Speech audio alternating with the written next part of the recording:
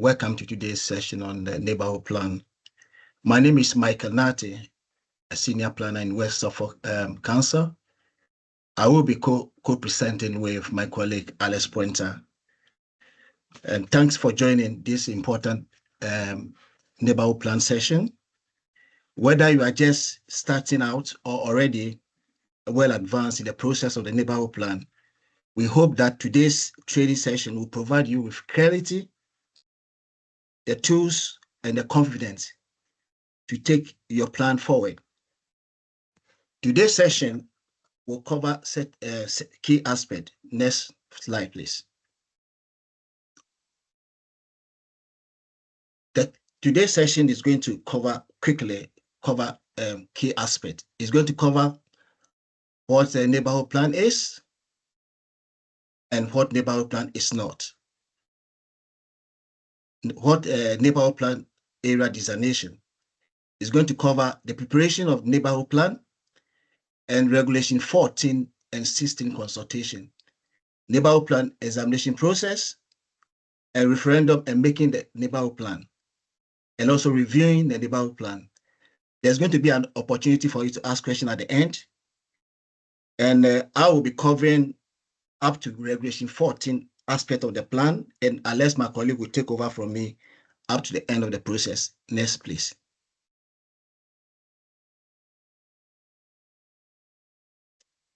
Before I start my presentation, I want to share with you a short story, a personal story. A few years ago, whilst I was working with a small rural parish in Lincolnshire, I was struck with the passion of local residents who came together to oppose large housing development. But what stood out was that they aren't just saying no. They just want their voice to be heard. They sought the vision of the village, one that will protect the identity of the village, one that will allow the right growth at the right places. This experience reaffirmed for me the power of neighborhood plan, not just as a tool to block or change development, but as a way to guide it so that the resident voice will be heard. So that is why today we want to empower you, all the parishes and the towns, to understand the neighborhood plan process in your neighborhood plan process and your role in it, and the legal and practical steps you need to get involved. So the story shows that neighborhood plan will give communities a real opportunity to shape the places where they live. Not just a good idea, but it is backed by legislation. Let me now take you to the Localism Act, which is an important element of the neighborhood plan. The Localism Act, which was made 2011, provides legal basis for the neighborhood plan in England. It gives community the right to shape the area where they live. A neighborhood plan can be prepared by parishes or town in the parish area or neighborhood forum in unparished area. These bodies are called the qualifying bodies. Next, please. Next slide, please. So what is a neighborhood plan? What is it? It is a community-led, and it should be able to, it can decide on where houses have to be built, where shops, employment areas, and where open space have to be built. It's physical location provides physical location. It must also follow certain strict legislative process. It must comply with what we call the basic conditions. This aspect, my colleague Alex will explain later at the next the slide as we go along. Next, please. Next slide, please. What neighborhood plan is not. Neighborhood plan is not a tool that you use to say, I don't want this development in my area, or override the national planning policy. It is not a non-land use. For example, traffic enforcement, litter collection, community event. That is not what neighborhood plan is. It is not a way to substitute the local authority plan. That is not what it's meant. It must complement our local authority plan. Next, please.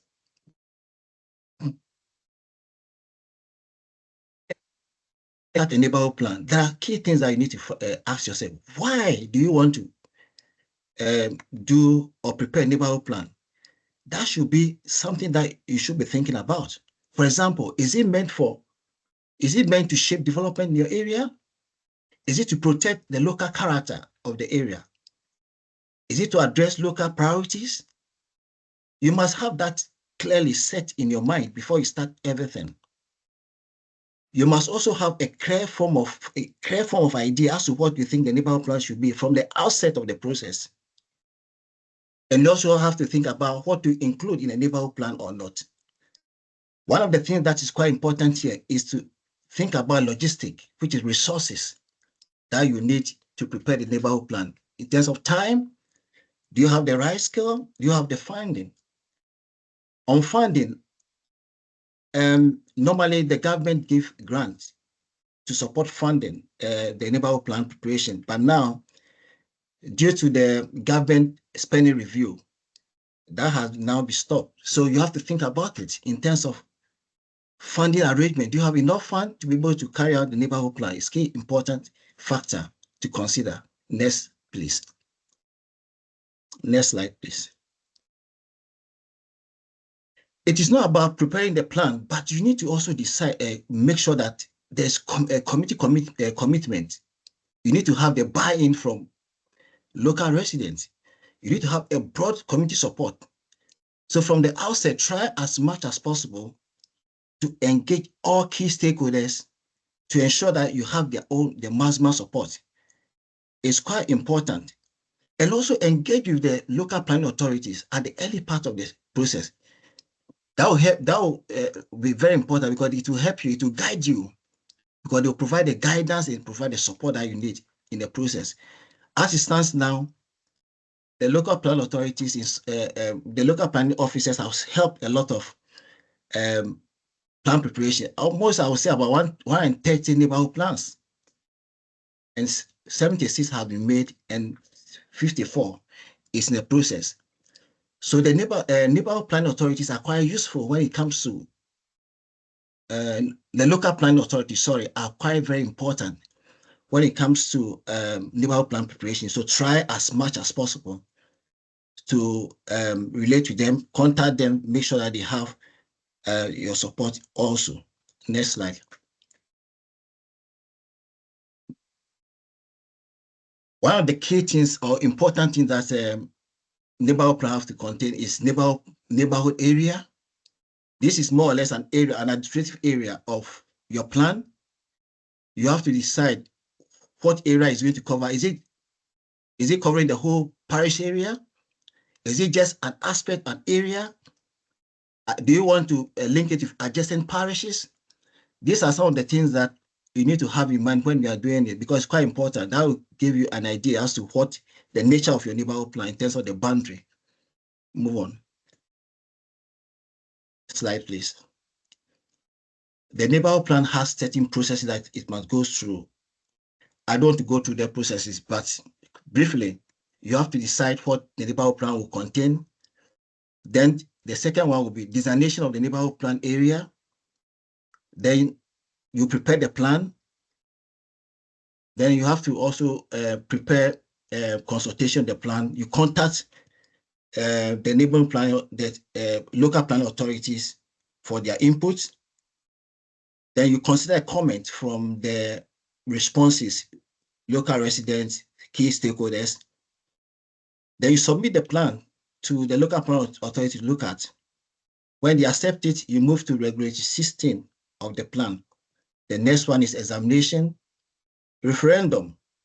Then the plan will be made. So the plan has a lot of processes. Make sure that you go through all those processes because it's quite important. Next slide. In preparing the neighborhood plan, you have to have certain structure.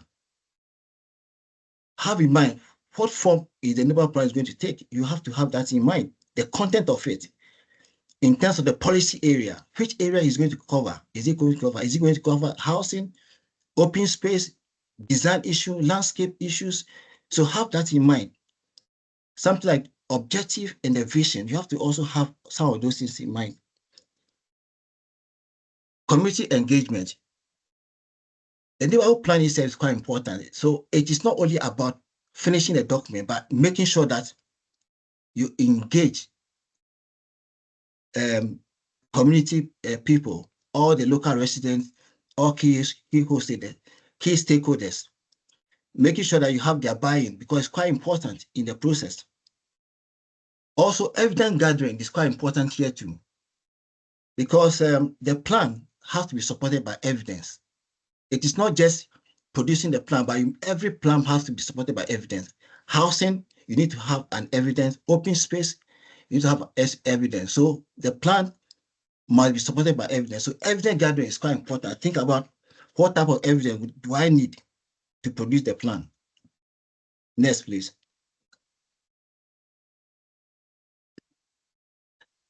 As I said in my previous slide, some of the topic areas that you can consider in the neighborhood plan is you can talk about landscape issues, historic issues. You can talk about open space, housing, employment. So these are some of the areas that, as you are preparing the neighborhood plan, the policy areas that the neighborhood plan can also cover. Move to the next slide, please. The neighborhood plan has certain expectations because the document itself has to be read by various people with different understanding. So as a result, make sure that the neighborhood plan is clearly written. It is concise. It is not ambiguous. It doesn't have too many jargons because you want everybody to be able to understand what really you've written because it's something that will give clear direction for developers. So make sure that the document is not too much technical, it's clear, simple, and concise. Next, please.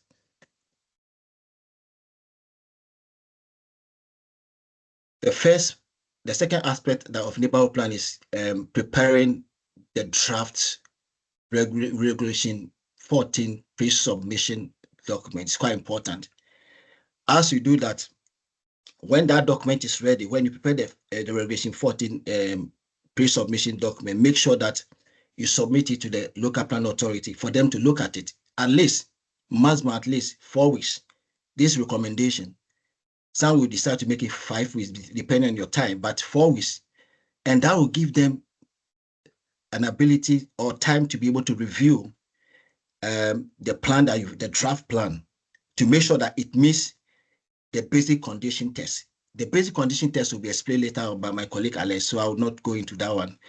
And after that, you consult on the plan for 6 weeks. So you undertake 6-week consultation on the plan. On the regulation 14 pre-submission document, it takes the responsibility of the qualifying body, which means the parishes and the town councils have to do that consultation. It is their responsibility. Next, please.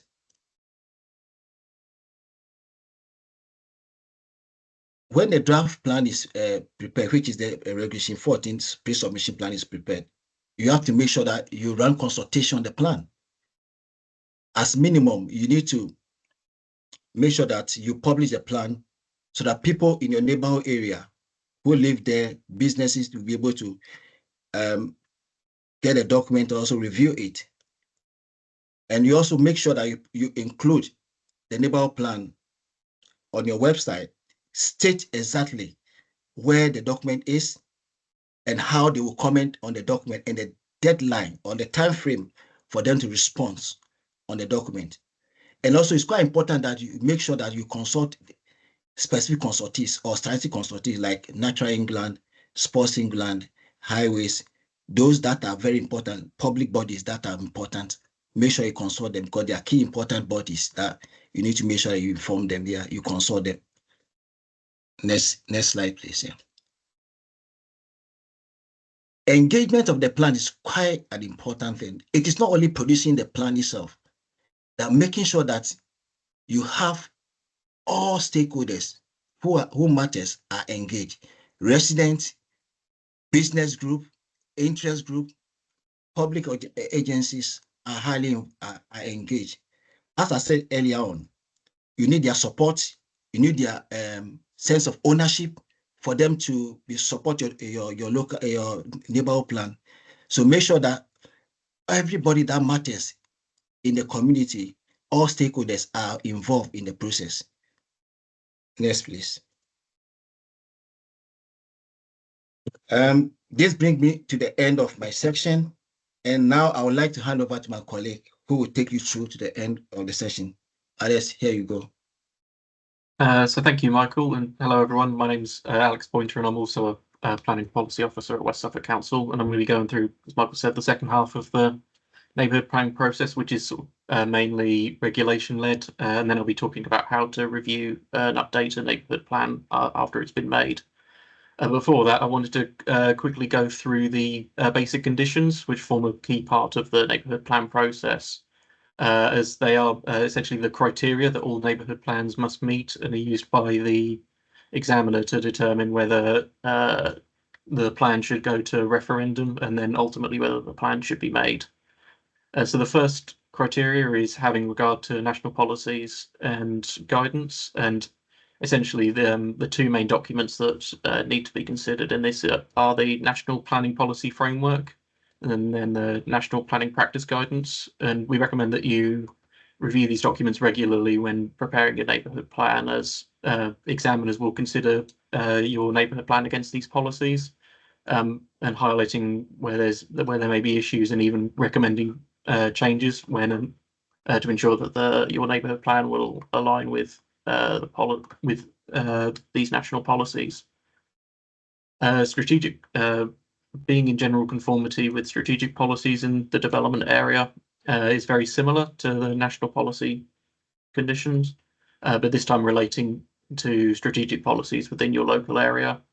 Now, these strategic policies will vary between authorities, and so it's important to sort of contact your local authority to discuss which policies are considered strategic in your local area, and then again reviewing these policies when preparing your plan to ensure that your policies will conform with these strategic policies. As well as the adopted plan, would also recommend reviewing any emerging local plans within your district, as conflicts between local plan policies and neighbourhood plan policies, or where there is a conflict between the two, the local plan policies and neighbourhood plan policies. The most recent policies take precedent when it comes to determining planning applications. And so if a neighbourhood plan is made, but a policy conflicts with an emerging local plan policy, the neighbourhood plan policy would be superseded once the emerging local plan is adopted. And so to avoid this, would recommend that you review any emerging local plans within your area to ensure that your neighbourhood plan conforms with these policies. Contributing towards sustainable development. In national policy, this is described as meeting the needs of the current generation without compromising the ability to future generations to meet their own needs. And in planning terms, this means your policies should demonstrate how your neighbourhood plan is contributing to improving the environmental, economic and social conditions of your local area. And then you have being compatible with EU obligations and human rights law. And whilst the UK is not part of the EU, the government has incorporated many of the EU obligations into law, and so neighbourhood plans are still required to meet these obligations. The most notable obligation is for neighbourhood plans to undertake a strategic environmental assessment, also known as an SEA screening opinion, to determine whether neighbourhood plans are suspected to have any significant environmental effect, and whether any further testing is needed on your plans. And the screening outcome will vary depending on the complexity and nature of your plan. And so we'd advise completing this screening opinion early on in the process to help identify where there are potential concerns that can be addressed and whether there's any sort of further evidence needed for your neighbourhood plan. So each local authority will have a different process for undertaking these strategic environmental assessments, with some having capacity to complete them in-house, whilst other neighbourhood planning groups, or whilst others will expect neighbourhood planning groups to complete this screening themselves, or with the help of a consultant. And so we'd recommend also that you, again, contact your local authority who will be able to advise you on the process for undertaking a neighbourhood plan, strategic environmental assessment screening opinion. And so on to the Regulation 16 consultation, which is undertaken by your local authority and requires you to provide the documents on screen, which will then be reviewed by your local authority. And so alongside the neighbourhood plan and a map showing where those policies will apply, you'll also need to provide a consultation statement, which explains who you've consulted and how you've consulted them. It should also highlight any key issues raised during your consultations and how you've considered them in the neighbourhood plan process, such as explaining how you've changed the plan as a result of comments received during your consultation. This should primarily focus on that pre-submission or Regulation 14 consultation that Michael was discussing. However, we'd also recommend including any other community engagements you've undertaken when preparing your neighbourhood plan.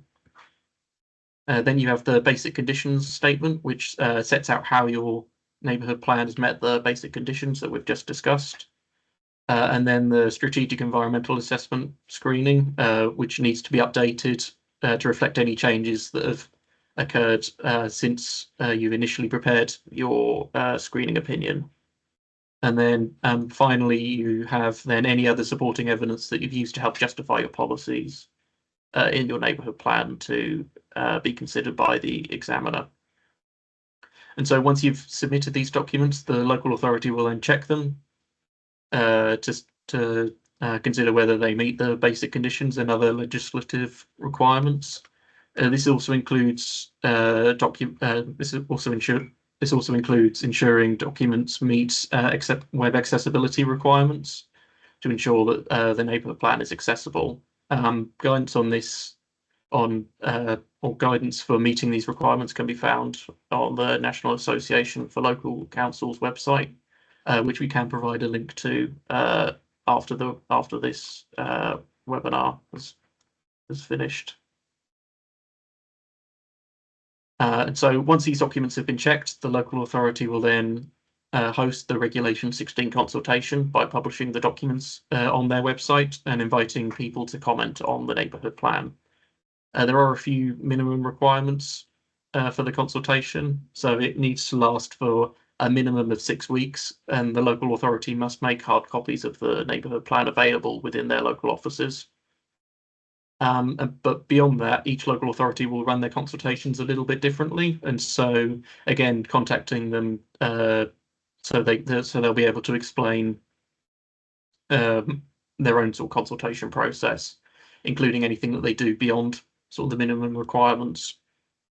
The Regulation 16 consultation, you'll still have the ability to get involved by promoting the consultation to members of your parish, and you should also, another requirement is for you to provide the local authority with contact details of any local consultees who've asked to be kept informed of the neighbourhood plans during its preparation, so they can then be consulted on this consultation. So after the consultation, the local authority must then appoint and fund an independent examiner to consider the plan. This examiner must be agreed between the local authority and the qualifying body. And so we've got a slide here showing some of the criteria that you may want to consider when discussing the appointing an examiner, which we can again share with you after the webinar. But once an examiner has been agreed, the local authority then submits the neighbourhood plan, the supporting information, and all representations made during the regulation consultation to the examiner for their consideration. So the examiner will then examine the neighbourhood plan alongside the supporting information to determine whether the neighbourhood plan meets the basic conditions. The examiner then leads on this process and setting out how they'll carry out the examination. Usually they'll ask for additional information from the qualifying body and the local authority to clarify any questions they have around the neighbourhood plan, and the local authority will then publish the examiner's questions and any responses on their website. Normally, the examinations are conducted via written representation. However, it will depend on the complexity of the plan or any issues raised by the inspector. They may open the examination to a public hearing to invite other parties to attend and voice their comments. So once the examiner has reviewed the evidence, they'll then prepare an examiner's report, which will make a recommendation as to whether the neighbourhood plan should go to referendum. The most common outcome is for the examiner to recommend that the plan goes to referendum, subject to modifying the neighbourhood plan. And so once you've got that report back, the local authority should be able to advise you on the recommendations made by the examiner, including what changes would be needed to the local plan to go to referendum. But once you've received that examiner's recommendation, the neighbourhood plan can then go to referendum. And this is arranged and funded by the local authority. And again, each authority will have a slightly different process. But this will broadly, the referendum will ask a one yes or no question, and it'll be something along the lines of, do you want your local authority to use the neighbourhood plan for your neighbourhood plan area to help decide planning applications in the neighbourhood plan area? The neighbourhood planning group can still get involved and help promote the referendum and encourage people to vote. However, they are specifically not allowed to influence anyone to vote in a particular way. There is also no minimum requirement for a turnout during the referendum, and requires a simple majority, meaning a 50% plus one vote in favour to pass the referendum. And so once the plan has passed referendum, the local authority must then make the neighbourhood plan, meaning that it forms part of the development plan, and your neighbourhood plan will then be used when making planning decisions, when considering proposals within the neighbourhood plan area. And so your neighbourhood plan will have direct influence over development within your parish, and hopefully meeting those visions and objectives that Michael discussed in his presentation. However, after a neighbourhood plan has been made, that's not quite the end, as we'd also recommend you monitor your plan after it's been made to understand how effective your policies are at delivering that vision. This can be done in a number of ways. For example, we'd recommend monitoring your planning applications within the neighbourhood plan area and record how policies are being interpreted when determining applications and appeals, and highlighting where the neighbourhood plan and highlighting where there may be a need to amend your neighbourhood plan to meet that vision. And this leads us on to reviewing a neighbourhood plan. And whilst there's no legal obligation for you to do so, there are a number of reasons why you may want to review a neighbourhood plan. The first one being that policy, or you might discover that policies are not having the outcomes that you initially anticipated, and so you might want to amend a neighbourhood plan to help gain those desired outcomes. Or you might have there's a new issue within your parish that isn't being addressed by the neighbourhood plan, and so you might want to prepare a new policy to fit into your neighbourhood plan. There are also changes to national policy that may impact how your neighbourhood plan policies are being interpreted, or alternatively local policies which are updated regularly. And we touched on a little bit about it before, but where local policies and neighbourhood plan policies conflict, the most recently adopted policy takes precedent, meaning that policies may be superseded, and so you might want to update your neighbourhood plan policies to align with the newer local and national policies. However, instead of preparing an entirely new neighbourhood plan, qualifying bodies are allowed to update neighbourhood plans to address any of the issues that you've identified in your review. And updating a neighbourhood plan falls into three broad categories. You've got minor or non-material updates, which are small changes to the plan that don't materially affect how policy is interpreted when determining an application, for example, correcting typographical errors or updating references. And if your review only proposes making those minor updates to the neighbourhood plan, those changes can then be agreed or must be agreed with the local authority. However, the updates aren't required to go to a consultation, examination, or referendum, like when making a neighbourhood plan. Material modifications that do not change the nature of the plan are more substantial changes that don't alter the overall strategy of the plan, but might influence but do influence how policies are interpreted. For example, adding a design guide to a pre-existing design policy. Because the changes are more substantial, the updates are required to go to a Regulation 14 and 16 consultation and then an examination. The main difference in the examination is that the examiner will ask whether the modifications would change the nature of the plan, and then ultimately ultimately make a recommendation as to whether the modifications are required to go to referendum or not. If the examiner confirms that they don't, the updates don't change the nature of the plan, then those changes can be made based on the examiner's recommendations. And then finally, you've got material modifications that change the nature of the plan, and these are changes that affect the overall strategy of the neighbourhood plan, such as introducing a new policy or amending the neighbourhood plan boundary.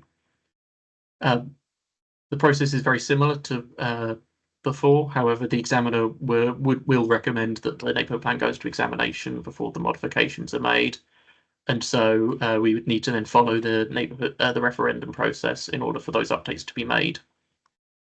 Because the processes are quite different, once you've reviewed your neighbourhood plan and the types of changes that might be needed, we'd recommend again speaking to your local authority who will be able to advise on which of the three categories those updates would fall into, and then the process for updating needed to update your neighbourhood plan.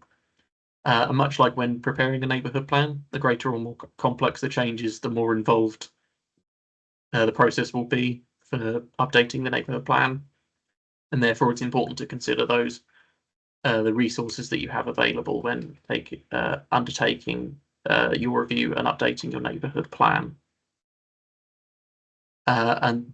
With that comes to the end of our presentation. It's been sort of very much a whistle-stop tour, but thank you very much for listening. And for further guidance, Locality are a fantastic organisation that prepare lots of guidance, including a useful roadmap for preparing neighbourhood plan. And also your local authority should have a neighbourhood plan webpage that also offers advice. And again, as I've been saying throughout the presentation, please do get in contact with your local authority, who will be able to advise you on preparing a neighbourhood plan and their specific process for each stage of the neighbourhood plan process. Thank you very much. Thank you very much, Michael and Alex, for that really interesting presentation. We'll now be handing over to Alex Jessup from Suffolk Wildlife Trust, who will be talking specifically about biodiversity in relation to neighbourhood plans. If you do have any questions, please do be putting them in the chat, and we'll be feeding those back to the speakers at the end. And I think there is a question in the chat about whether or not we'll be making the slides available, which we will be able to do following the end of the session, as well as the recording. Okay, so I'll now hand over to Alex.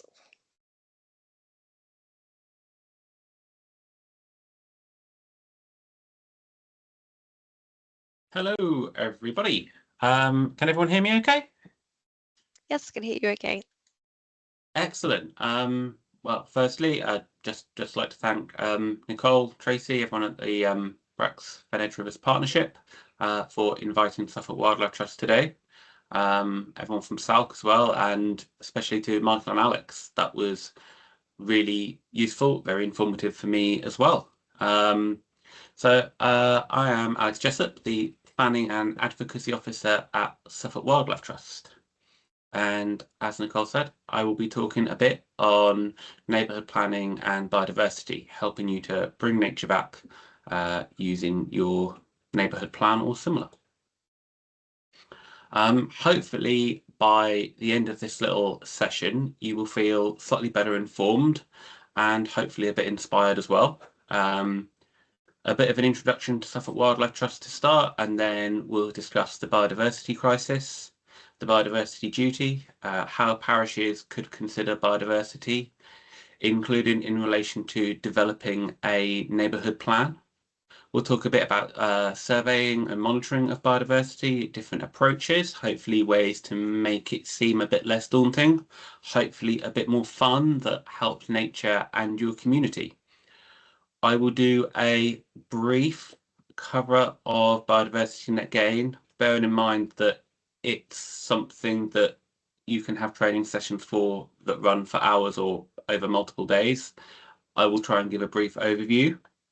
We'll talk a bit about biodiversity action plans and neighbourhood plans, guidance and examples of ways which biodiversity has been incorporated really well, and a little bit on how Suffolk Wildlife Trust can help you with this.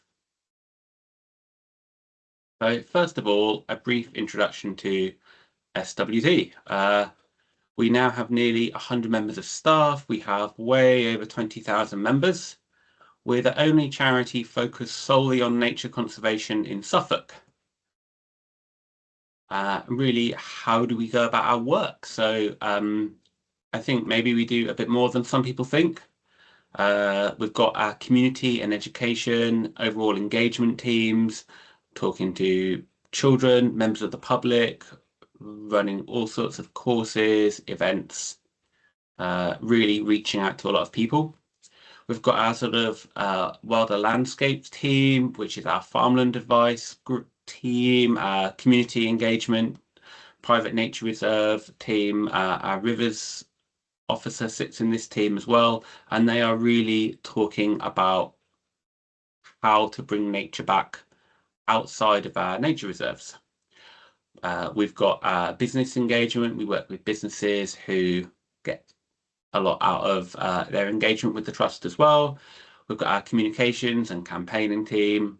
Obviously, we've got our nature reserves, we're around 50 reserves, but remember that these total less than 1% of the county of Suffolk. So really we are ourselves managing a relatively small portion of the county for wildlife. And then there's the planning and advocacy team that I sit in as well. So planning and advocacy team, it's a team of two. There's myself and our planning and advocacy manager, Rupert. So what do we do and how do we engage with the planning system? So we look to influence policies, local and national, through direct engagement or engagement through the network of wildlife trusts, just like the wildlife trusts. We also fall into Wildlife and Countryside Link as part of the wildlife trusts. We feed into local plans, various consultations on those, as well as local plans. We do comment on neighbourhood plans at the Regulation 14 and Regulation 16 stages, which we all now understand a lot better, thanks to Michael and Alex. We engage directly with planning applications, including all nationally significant infrastructure projects in Suffolk, bearing in mind that Suffolk has one of the highest numbers of nationally significant infrastructures projects in England. So really, we cover a lot. We have to manage our work very carefully to make the most of limited resources to make the biggest difference for nature. There is a link on the bottom of the slide here that I'll link throughout my presentation. When the slides get shared afterwards, anything that's this sort of bluey colour with a line underneath it, you should be able to click on, and it should work as a bit of a link and reference for some extra resources. Suffolk Wildlife Trust have a really ambitious vision for a wilder Suffolk. So our aim is that by 2030, 30% of Suffolk's land and sea are going to be in recovery for nature. And that's really ambitious, remembering that our reserves are less than 1% of the county. We also want 1 in 4 people to be taking direct action for nature. The 1 in 4 is really important. It's been shown through study to be a bit of a tipping point, where 1 in 4 people take action, it inspires the rest of people to take action. So you get a snowball effect, and ultimately that number from 1 in 4 grows significantly to 2 in 4, 3 in 4, and hopefully everyone taking really good action to bring nature back and fight the biodiversity crisis. You can help yourself bring nature back. Bringing nature back here is also a link to our new campaign. I also wanted at this point to talk a bit about how to get that 30% when we ourselves are managing less than 1%. And modern conservation is really inspired by the Lawton principles. Again, there's a link to the principles here. The Lawton principles are that the areas for nature should be bigger, better, and more joined up. So there's a really nice diagram here, I hope you can see, which talks about the Lawton principles and really shows it in question. So on that diagram, you've got these key 3 areas here of what we call core areas. Now, they might be our reserves or triple SIs, RSB reserves, a whole range of sites that are managed for nature. It could be a county wildlife site. But on their own, these sites can become really isolated. And while they're good for nature, nature can't move between these sites. And the sites are often pressured from external surrounding practices, potentially development. But by creating things like linear corridors, like hedgerows, landscape corridors, maybe scrub belts, maybe it's a river corridor that could be enhanced, or creating stepping stone habitats. Those could be small parcels of scrub in the corner of fields. They could even be wildlife gardens that can just give nature a bit of a help to move between these sites, use the landscape more, and have the entire of Suffolk supporting far more wildlife than we have now. But why do we need such an ambitious goal? Because the state of nature is really not very good. I think it's every 4 years we get a state of nature report published for the UK. And the last one was published in 2023, and it showed that on average UK species have declined by 19% since 1970. Nearly 1 in 6 species are threatened with extinction from Great Britain. 101 species assessed have become extinct in the UK since 1500. Pollinators such as bees, hoverflies and moths have decreased by 18% on average since 1970. And this is why we need to act at every level, from the international level downwards to individuals. And having targets is essential. The targets we've seen, that 30%, which is reflected nationally and internationally, it's near impossible to reach given how close we are to 2030. But those really ambitious targets really highlight the scope of the crisis and the urgent need for us to take action in every way we can think of. And taking positive steps for biodiversity can lead to really positive changes in a local community as well. And that's why neighbourhood planning is a really good place to start, or maybe even continue. So neighbourhood planning and biodiversity. First of all, I'm just going to talk very briefly about ecology and biodiversity in planning. Ecology and biodiversity are often used slightly interchangeably. However, technically, and I am a very pedantic technical person, they are not the same. So ecology is the study of flora and fauna and their interactions, including with the abiotic environment, so soil and weather. And biodiversity is an amalgamation of the words biological and diversity, literally the diversity of the living things. They're used somewhat interchangeably, and just so I don't say biodiversity all the time, I might occasionally say ecology, particularly when it comes to planning. We tend to talk about ecology quite a lot, but then we also dip into biodiversity with things like biodiversity net gain.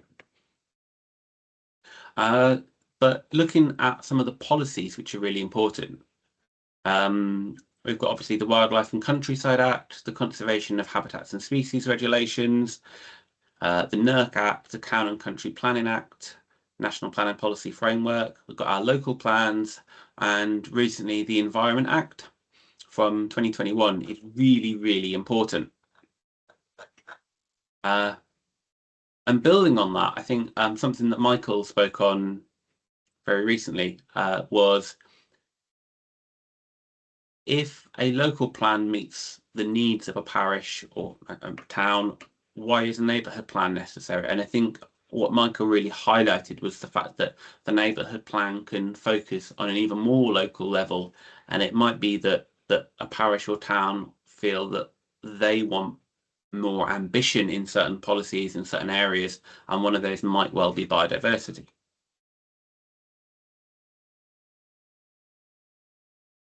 I think one of the things that can be quite worrying for parishes and towns, and we've certainly heard this, is the biodiversity duty, which is an Environment Act policy. So the Environment Act really strengthens how biodiversity is considered by public bodies, and it does that through this biodiversity duty. And that's for all public bodies, which obviously includes local and parish councils. But what is required of local and parish councils is actually quite different.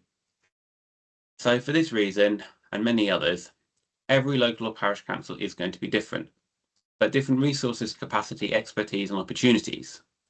There's no one-size-fits-all template for what councils should do, but there are some common principles.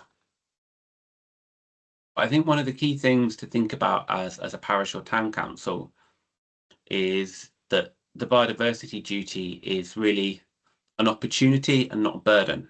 One of the things that has caused people a lot of worry with the biodiversity duty is that councils will be audited or required to produce statutory progress reports. Now, this is something that will not have to happen for parish and town councils. So really, the minimum requirement at this level is to have biodiversity as an agenda item, note the actions already taken, and agree further steps. That seems much more achievable, but really, at this level, it's about getting biodiversity as that agenda item, about it being talked about.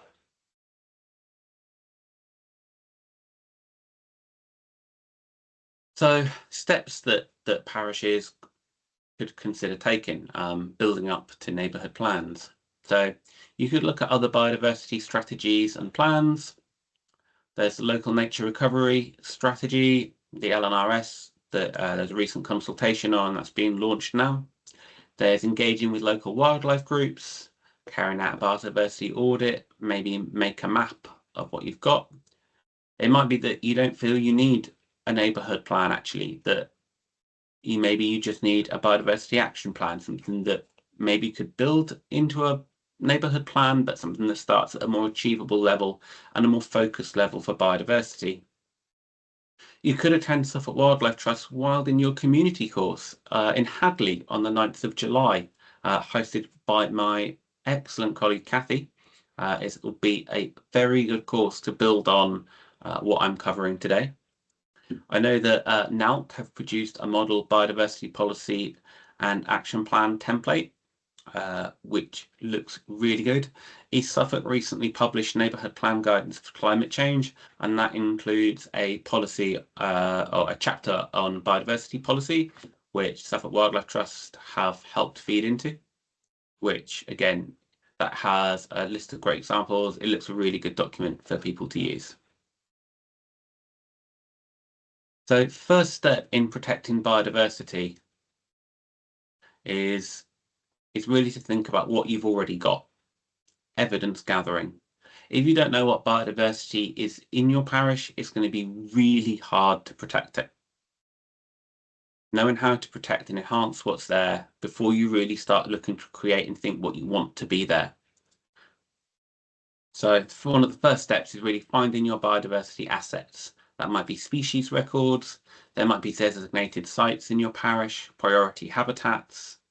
There might be farms that are in agri-environment schemes that are already doing things for wildlife. There might be a landscape recovery project. We've got 2 in Suffolk that the Trust work with. There might just be discussing things with residents and local groups, place names, local sightings, historic sightings, and all give an idea of what wildlife is there. Particularly when it comes to species records, it's really important to remember that those are records that people have submitted. They're not records of what's present and what's not present. It's only what people have said is present. Remember, absence of evidence is not evidence of absence. Often common species are really under-recorded. One of your first ports of call might well be Suffolk Biodiversity Information Service, or the Norfolk equivalent if you are in Norfolk. You might want to request a data search, which should be free for non-commercial inquiries from parish councils, I believe. That will give you protected species records, priority species, priority habitats, designated sites. It will include your county wildlife sites and their citations, Suffolk Wildlife Trust reserves. I think it has records of notable trees as well. Really, really good resource. So encourage you to do that, but also to feed records back to SBIS. I've also put a link in there to National Biodiversity Network. I think I put the link directly to the Explore Your Area page. You can put in a postcode or grid reference and get a list of species people have submitted to NBN. Those should filter through to SBIS eventually, but NBN is a really useful, nice one to explore. Also very good if you holiday in the UK and want to know what wildlife is around where you're staying. Magic Map, which is the Multi-Agency Geographical Information Centre, or MAGIC. What a coincidence. This is a really good resource, although maybe not as good as it used to be. Recent updates have made it slightly less user-friendly, but this will show statutory designated sites, links to information about them as well, the actual citations, includes everything from special areas of conservation and special protection areas, the international designated sites we have in Suffolk, nationally designated sites such as SSSI's national nature reserves. It shows priority habitats, but not hedgerows. It shows some protected species licenses that have been granted for development purposes. It can show agri-environment schemes and a whole lot more. Definitely urge you to have a play on Magic Maps, turning on and off different layers. Again, there is a link just there for you. It should look something like this, although it has recently updated and it might not look exactly like that anymore. When it comes to species recording, I've talked about SBIS, as well as obtaining records from them. You can submit records to them. There's a recording form on their website, which is really good. iRecord, which is a website and mobile app, and that will filter through data to SBIS. It's a really good app, really easy to use on your phone. If you're out, maybe walking the dog or something, and you see something, you think that's really nice. That's a really good notable species. I'll submit a record of that. When you look to record species in your parish, you might want to talk to local naturalists, specialists, people who watch wildlife, really try and gain some local knowledge outside your existing parish group maybe. You might want to organise a community bio-blitz, see if you can get some county recorders for different species groups to come, or recommend other local naturalists who might want to get in touch and help out. Really engage the whole community in this and make it about much more than recording wildlife, to give you that really important baseline data of what species are in your parish.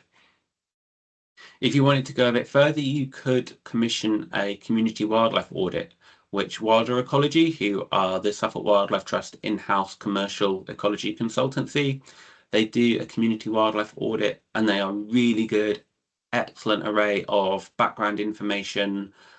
They will do all the data search from SBIS, compile a whole lot on sort of the history and the landscape in terms of ecology on a parish level. The Suffolk Wildlife Trust obviously run lots of courses and webinars. I put a link to our course and webinar page. They can provide really good guidance. Huge wide range of subjects, from habitat management to specific species ID courses. Not forgetting the excellent follow-up to my talk today, the Wildlife in Your Community course, which is taking place in Hadley on the 9th of July. I might not plug it that many more times, so do remember that. I will now try and explain biodiversity net gain very quickly. I've got some links that I can share if needed, but just a search on the UK government website is probably the best place to start. So biodiversity net gain is a strategy to develop land and contribute to the recovery of nature.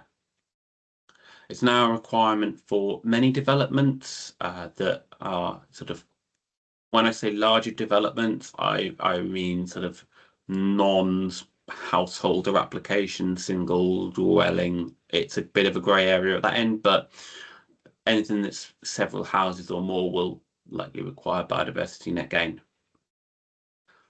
It's a requirement to deliver at least 10% to have confidence in land loss, and I will come on to talk about how that 10% is calculated using the statutory or small sites metric.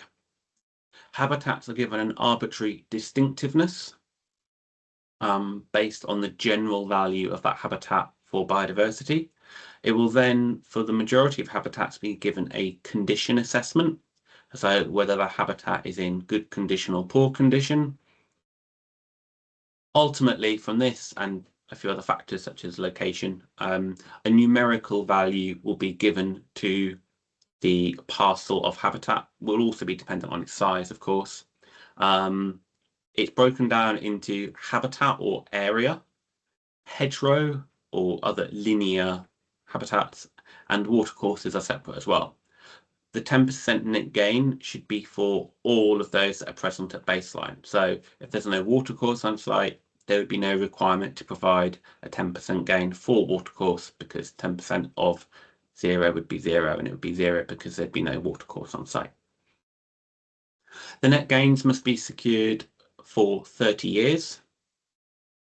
And obviously the gain can be delivered either on-site or off-site. If it's off-site, there is a slight penalty, so slightly more units would be required to meet that 10% gain. Suffolk Wildlife Trust have, from the outset, really strongly advocated for 20% net gain, not 10%. The reason for that is really simple. In all the analysis that has been undertaken to support this, 10% was shown to be the minimum level for confidence in no net loss. So 20% means we can be confident there is a genuine gain.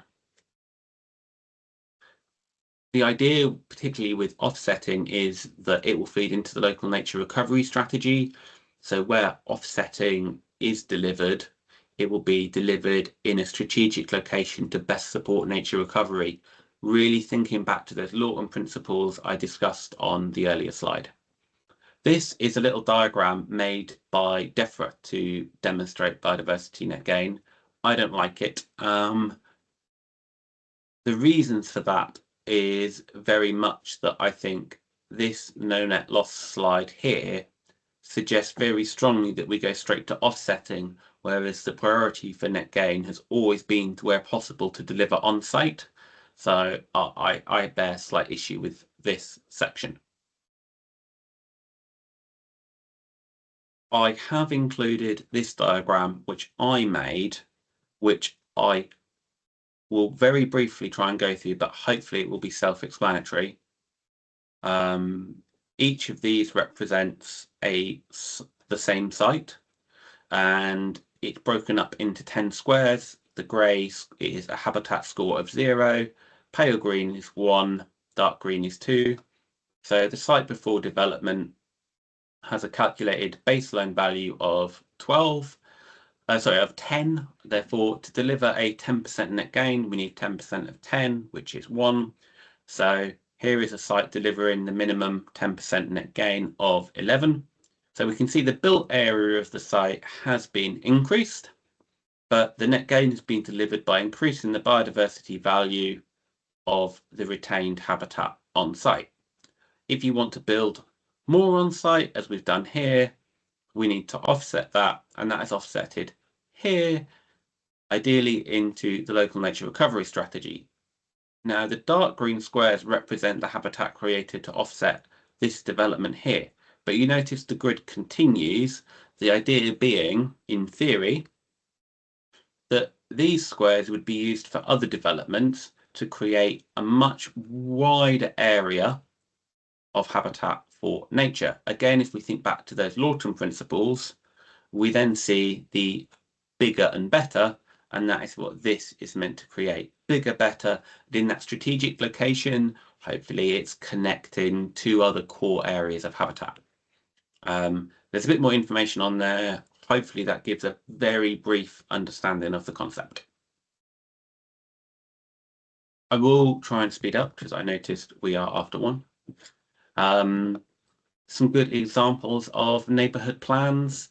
Hadley is one of the first, if not the first, neighbourhood plan in the UK to include an aspiration to deliver net gain above 10%. Policy HAD3 does include the encouragement to deliver a minimum of 20% net gain and a biodiversity approach to maximise biodiversity gains on site. Really sadly, in Suffolk, some other neighbourhood plans have had these ambitions removed during external examination. Hadley really pushed for it themselves. There's a really strong wildlife-friendly group in Hadley, and they really pushed to have it, and it got through the external examination. It's been accepted and published, and yeah, one of the first in the country to do so, if not the first. And we hope it's really set a precedent.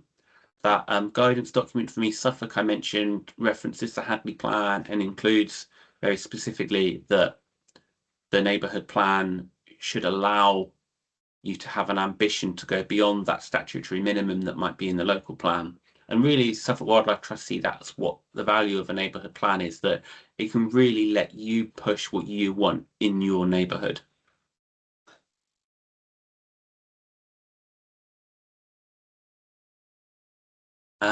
So now some other examples and help that is available to you. There's that document I mentioned, the Neighbourhood Plan and Guidance for Climate Change, Chapter 6, Biodiversity. I've also put a link here to Leicestershire County Council and Leicester Wildlife Trust, what a parish council can do for biodiversity. It's a really nice little document that they put together, which I think might be useful for people. Ideas including create a biodiversity map, carrying out an audit or survey of a key species. I really like that key species. It might be that you want to look at the value of hedgerows in your parish, but actually you want something really simple. So maybe you think, we're going to count the number of singing yellowhammers across these 5 hedgerows every year, and we hope that through varying practices we will increase the value of the hedgerows and the habitat for yellowhammers. You do that and you know that after 10 years you've increased your number of singing yellowhammers, means that likelihood is it's increased in value for a lot of other species. So maybe you can use a key species as a bit of an indicator for overall biodiversity health, making surveying much easier for you. Hopefully, where possible, Suffolk Wildlife Trust can really help with this. So I've mentioned a bit about what we do. Planning and advocacy team, I am happy to review relevant biodiversity sections of neighbourhood plans prior to Regulation 14. I think typically we are asked to look at every Regulation 14 neighbourhood plan in Suffolk. But I know that by the time you've got to Regulation 14 stage, you've worked on your plans really hard, potentially for a really long time. And it might not be most welcome if I come in and say ways I think it could deliver even more for wildlife, as good as it already is. But my role is to really push for the best possible outcomes for wildlife. And I'd much rather give you that information early on and suggest things early on that I think might help. Obviously, you don't have to listen to them, but if you want to talk to me about it early on before your Regulation 14 consultation, I'm more than happy to do that, because I know it will give you more time, and maybe in a less formal setting it might be nice. But yeah, I'm really happy to do that. Get in touch. I'm happy to discuss general things that should be included. I'm happy to discuss merits of ambitious biodiversity policy, especially biodiversity net gain. Happy to provide background evidence we've already collected and included in things to provide that evidence that Michael and Alex talked about that you need to underpin policies. I'm really happy to share that. If you want to look at biodiversity audits, you can contact Wilder Ecology. The link is just there. There's our community advice, mainly from Kathy, who's running that excellent Wildlife in Your Community course in Hadley on the 9th of July. Might be the last time I mention it now. We've got our county wildlife site and private nature reserve advice from Graham. He's really brilliant. So if you manage as a parish council a county wildlife site or potentially a private nature reserve, maybe that's something that he could help advice with. Farm wildlife advice, if there's farms who want to do more, I'm sure our farm wildlife advice team will want to help. Anything else you think we might be able to help with, get in touch with us, and if we can, we will. I'll go through a bit of a conclusion now, and then we can move on to all the questions. So really, hopefully, you are all a bit more comfortable with biodiversity and neighbourhood plans. I appreciate I've covered a lot very quickly, but hopefully you will know a little bit more about how neighbourhood plans could and should consider biodiversity, that there is an obligation to talk about biodiversity, but an opportunity to do more at a local level for it, and for people to really appreciate the intrinsic value that wildlife and nature has. Hopefully you'll know how neighbourhood plans can incorporate biodiversity as a policy or a community action to really promote wider biodiversity aims, actions, and really use policies to influence development to make them as good as possible for wildlife and nature. Hopefully you've got some little ideas of how baseline surveys and future monitoring of that can inform decisions and show successes. That future monitoring is really important to build on those baseline surveys and say, this that we've been doing is working. We have seen more butterflies. We've seen more different types of flowers since we started doing this. Using those little indicators to really justify your work and inspire others to do more in your neighbourhood.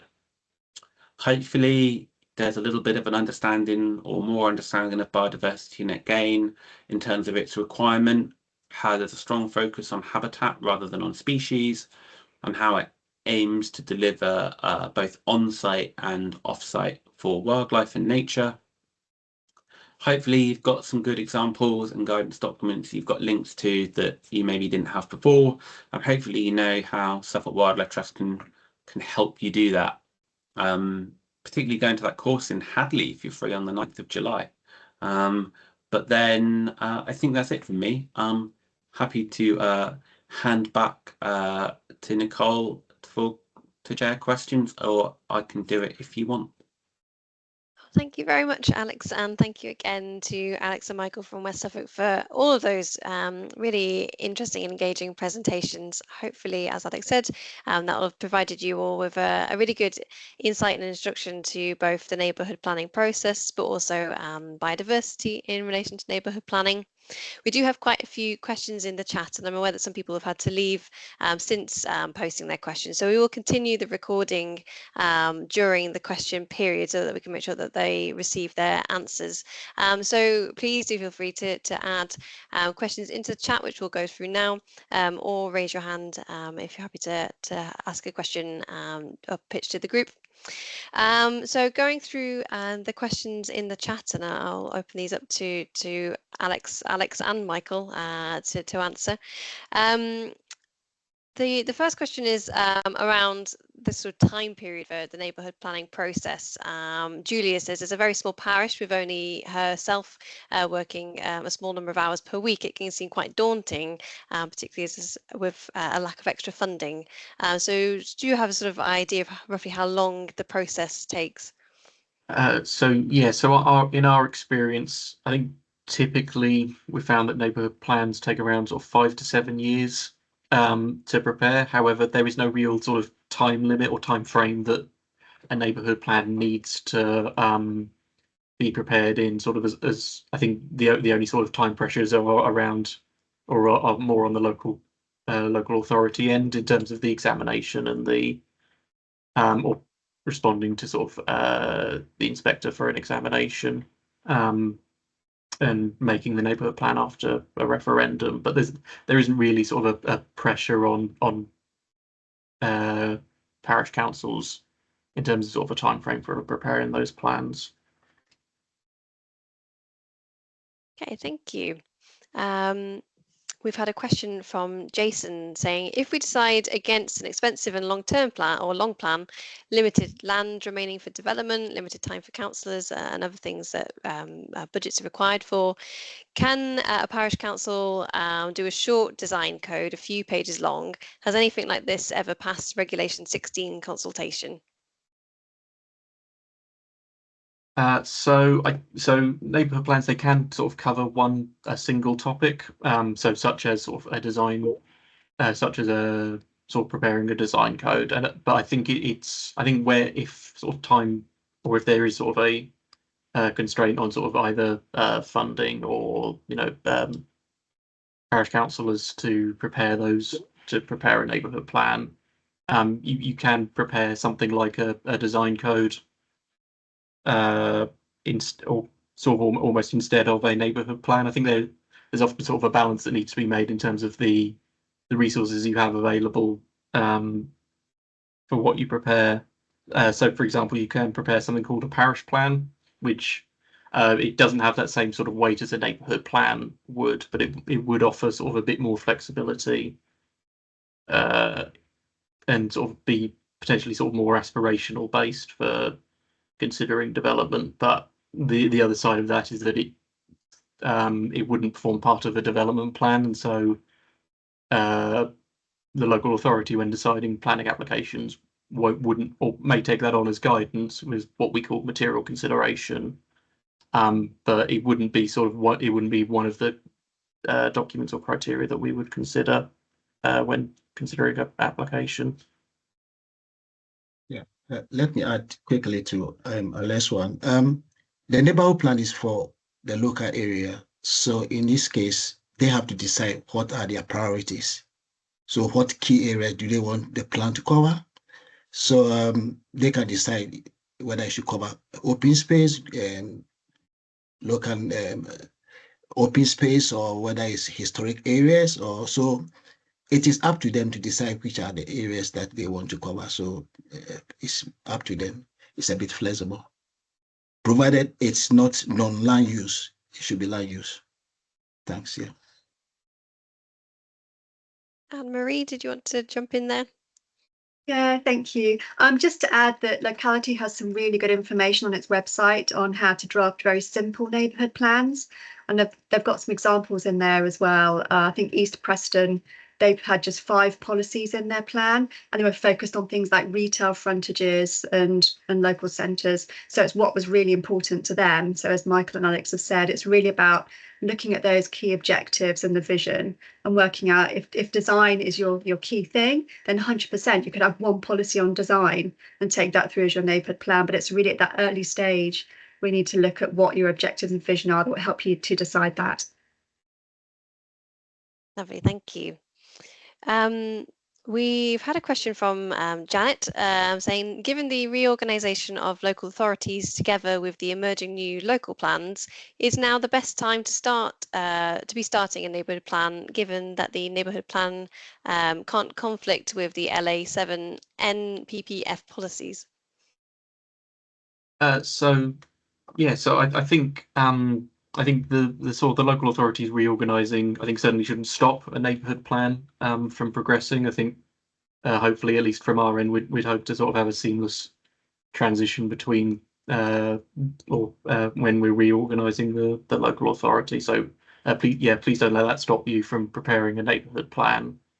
In regards to sort of emerging local plans, I think it's important to just reiterate that it's again about those priorities and deciding what would be the most effective use of your time in terms of you may want to, instead of sort of preparing a neighbourhood plan, try to engage with local authorities when they're preparing their emerging local plan to see if you can sort of you can incorporate what you want, or to see whether the emerging local plan will address the concerns that you have and meet with your objectives, really. And so if you sort of assess, or if you look at an emerging local plan and see that the local authority are meeting your what you want in terms of your parish, then you may want to consider that you may not need to prepare a neighbourhood plan. But alternatively, you might see that that there's been a gap in terms of sort of meeting that specific local need that you want to try and address through a neighbourhood plan, and so that might be the appropriate tool. Lovely, thank you. We've had a question from Janet saying, we are a very small village, 240 dwellings. Would most neighbourhood plans be expected to include new housing allocations over and above what is stated in the local plan for small villages? So this will vary between authorities slightly, but the development plan needs to meet the overall housing need for its area. And so certainly in West Suffolk, for our experience, we found that the local plan has been sufficient in meeting that need for housing, and so we've not found a need for neighbourhood plans to meet any of that housing need, and so we haven't proposed sort of or we haven't provided any additional numbers for homes, or we haven't required neighbourhood plans to allocate additional housing that goes beyond the local plan. This might be different between local authorities. But yeah, but this doesn't stop you from allocating a site yourself if you believe that if a housing need isn't being met in your local area, it doesn't stop you from making an allocation within your neighbourhood plan. However, neighbourhood plans, as Michael sort of briefly touched on in the presentation, you're not allowed to deallocate a site within your neighbourhood plan. So if a site has been allocated for example, housing or employment, a neighbourhood plan can't conflict with that and sort of allocate it either for something else or deallocate the land for something else. Okay, thank you. We've had a question from Timothy saying, so generally, what are the benefits of doing this for a small parish council? And if you're able to give a sort of general idea of the costs involved in performing some of these statutory issues. I don't know if you want me to take that one, Alex. Yeah, if you could, that would be great. Thank you. Share them out a bit. Yeah, so in terms of benefits for small parish councils, I think it's really looking at those really individual issues that you're facing. And you might find that you've got issues like design, or you want to think about allocating some local green space areas. We've got specific biodiversity issues that Alex Jessup referred to, and those might be your key areas of evidence where you need to sort of get some consultant support. Now the costs will vary hugely depending on what sort of consultant support you're looking at. I think Michael touched very briefly on the funding area, and I'll just sort of expand on that a little bit now. So previously, Locality did offer all parish councils the opportunity to apply for funding every year. Now that has been stopped as of March 2025. If you've already applied for funding prior to March and you've got that funding confirmed, that will continue until March 2026. And so that money must be spent by March 2026. So if you haven't applied for funding already, unfortunately, there is no more funding available for neighbourhood plans. That was stopped in the government spending review. So now it's down to balancing up what you can afford to use in your parish precept. And I know there's so many different competing priorities for that money. And I know consultancy support can be quite expensive. I think the Locality funds were about £10,000 per year you could apply for. And on top of that, you could apply for evidence-based funding. And I know from our parishes, they would use that £10,000 up every year. So if you're looking at a neighbourhood plan, you might be looking at those kind of costs for consultancy support, depending on what sort of support you need. So I think that's something to think very carefully about going into neighbourhood plans now, because that situation, the funding situation, has changed everything. And I think the worry is that parishes will be put off from preparing neighbourhood plans because of the cost. But I still think it's a very worthwhile thing to think about and produce. There might be other smarter ways of commissioning evidence.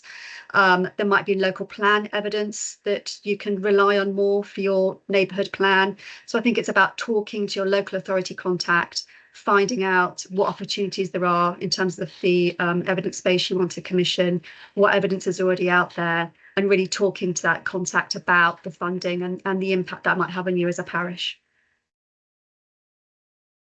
Lovely, thank you. We've had a question from Neil regarding the questionnaire to the parish council residents. He says, presumably you can invite suggestions for suitable sites for development. Should these only be restricted inside the village boundary?